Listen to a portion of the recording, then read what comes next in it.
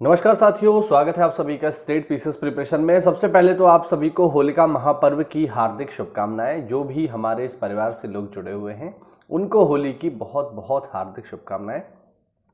आज जो है होली में आग लगेगी और कल जो है होली खेली जाएगी, यानी कल जो है रंग वाली होली है।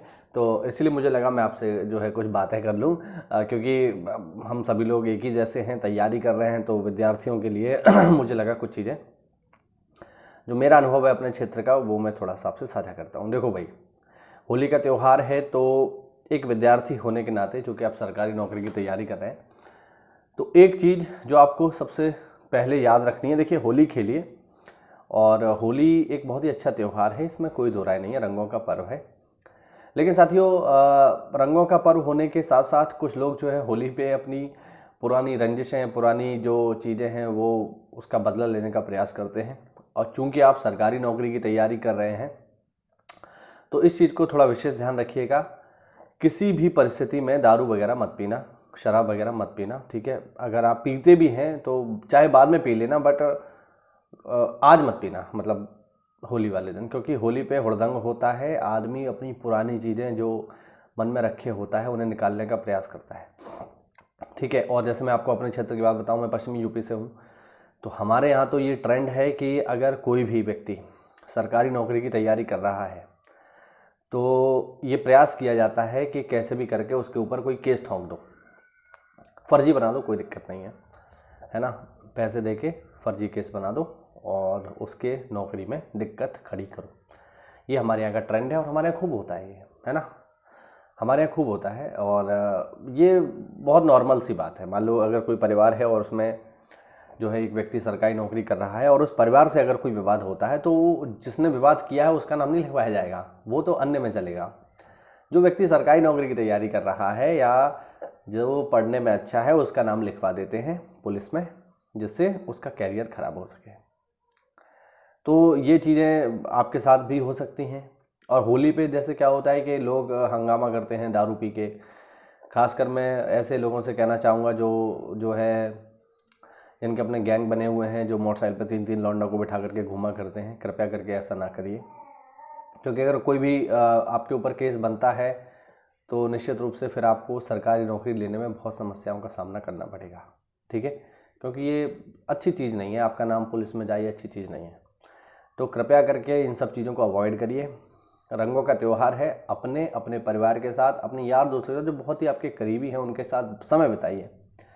होली का मतलब ये बिल्कुल नहीं होता है कि आप जो है दारू पी के जो है पड़े हुए हैं, 3-3 लौंडों को मोटरसाइकिल पे बिठा के एकदम जो है बकैती कर रहे हैं और बाइक तेज़ तेज़ चला रहे हैं, गलियों में राउंड लगा रहे हैं। फिर आपको कोई घेर रहा है, कोई आपके मुंह को लाल कर रहा है, तमाचे तमाचे पेल रहा है, फिर आपकी लड़ाई हो रही है, फिर गोलियां चल रही हैं। ये सब चीज़ें व्यर्थ हैं।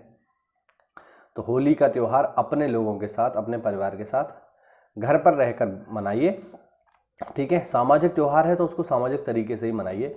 ये शराब पीना और जो है गली गली घूमना और मतलब बहुत सारी चीज़ें होती हैं होली पे जो मेरे हिसाब से उतना ठीक नहीं है, इनको अवॉइड करना चाहिए।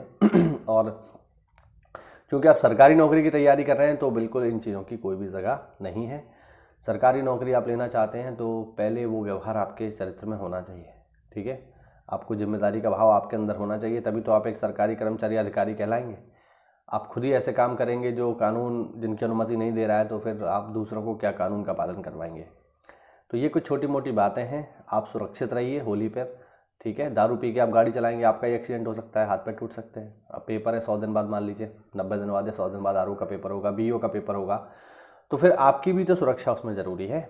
तो इन चीज़ों को अवॉइड करिए, घर पर रहिए, सेफ होली मनाइए, अच्छे से होली मनाइए और मौज करो यार। मेरे हिसाब से तो देखो, दारू पी के मौज, मतलब मौज करने के लिए दारू पीने की क्या ज़रूरत है। मौज तो मौज है यार, अपने यार दोस्त 4 बैठ गए फिर तो मौज ही मौज है। फिर तो मुझे लगता नहीं कि, ये मेरा व्यक्तिगत विचार हो सकता है, आपका हो सकता है, आप इससे मतलब मुझसे सहमत ना हो, लेकिन मुझे ऐसा लगता है कि आनंद बनाने के लिए दारू शराब जैसी चीज़ों की कोई आवश्यकता नहीं है। आनंद जो होता है ना, जो आनंद की भावना है वो व्यक्ति में अंदर होती है, वो बाहर नहीं होती।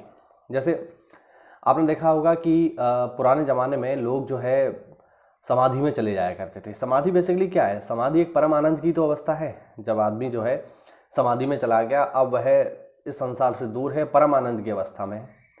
व्यक्ति जीवन भर आनंद की तो पीछे भाग रहा है। अब एक शराबी जो है वो जब शराब पीता है तो अपने दुख दर्दों को भूल जाता है 2-4-10 मिनट के लिए, 1-आध घंटे के लिए, है ना।